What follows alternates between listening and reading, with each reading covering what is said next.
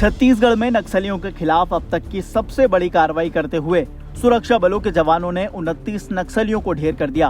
मंगलवार 16 अप्रैल को कांकेर के जंगलों में बीएसएफ और डीआरजी के 1000 से ज्यादा जवानों ने 50 से 60 नक्सलियों को जंगल में घेर कर इस पूरी कार्रवाई को अंजाम दिया है।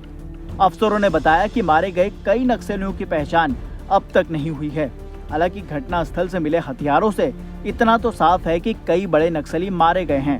मारे गए नक्सलियों में उनका कमांडर और 25 लाख रुपए का इनामी शंकर राव और 25 लाख की इनामी ललिता भी शामिल है।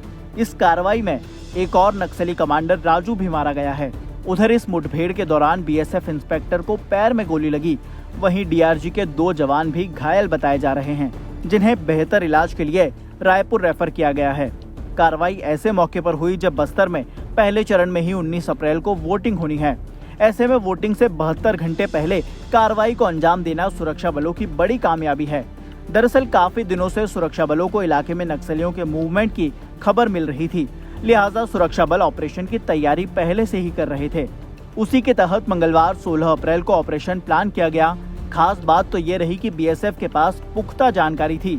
बीएसएफ को मिली खबर के मुताबिक बड़ी तादाद में 185 के करीब नक्सलियों को एक जगह और 200 के करीब नक्सलियों को दूसरी जगह ऑपरेट किया जा रहा था। साथ ही शंकर राव और दूसरे सीनियर सेंट्रल कमांडर की मौजूदगी की भी पुख्ता खबर बीएसएफ के पास पहले से मौजूद थी। बीएसएफ कमांडो प्लाटून ने पूर्व दिशा से नक्सलियों पर अटैक किया, जिसमें बड़ी संख्या में नक्सली घायल हुए।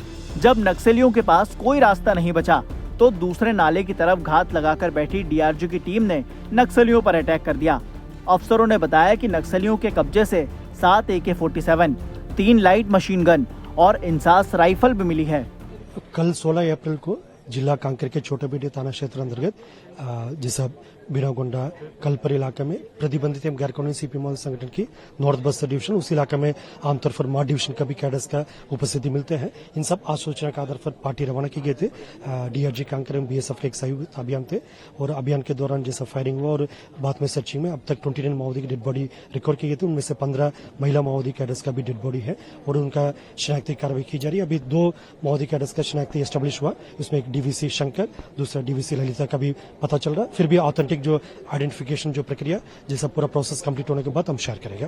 सर यूनिट कोई स्पेसिफिक यूनिट नक्सल की कोई नॉर्थ बस्तर डिवीजन के माओवादी कैडर को होने की पूरा संभावना है। जैसे ये दोनों डीवीसी भी नॉर्थ बस्तर डिवीजन के ही है और जैसा शिनाख्ती पर जो पंचनामा और बाकी जो स्पॉटर्स है आइडेंटिफिकेशन कंप्लीट हो जाएगा, हम और डिटेल्स हम जानकारी शेयर कर पाएगा। सर वेपन के हिसाब से देख के क्या लगता है किस टाइप के कैडर रहेंगे? क्योंकि कल जैसे मुठभेड़ के पश्चात AK-47, SLR, INSAS, 303 carbene, 9mm pistol, इस प्रकार के जो ग्रेडेड वेपन्स रिकवर हुआ थे। आमतौर पर ये सब जो सीनियर माओवादी कैडर्स या PLG फॉर्मेशन द्वारा इस्तेमाल की जाने वाले वेपन से शायद ये पुराना किसी न किसी घटना में सुरक्षा बल से भी लूटा हुआ हथियार लग रहा है। उसका आइडेंटिफिकेशन, वेपन्स का भी आइडेंटिफिकेशन एक आध दिन में हो जाएगा और जैसा जिस तरीके से जो सामग्री मिला, आर्म्स एम्युनिशन मिला और उनकी जो अन्य जो मॉइस्ट हाइडोर से जो सामान बरामद हुआ, इन सबसे प्रतीत हो रहा काफी बड़ी संख्या में सीनियर माओवादी कैडर का भी है। जैसा 2 डीवीसी का तो एस्टेब्लिश हो गई और अन्य जो माओवादी कैडर का भी शिनाख्ती जल्दी एस्टेब्लिश होने का हमको संपूर्ण एक जानकारी मिल सकता है।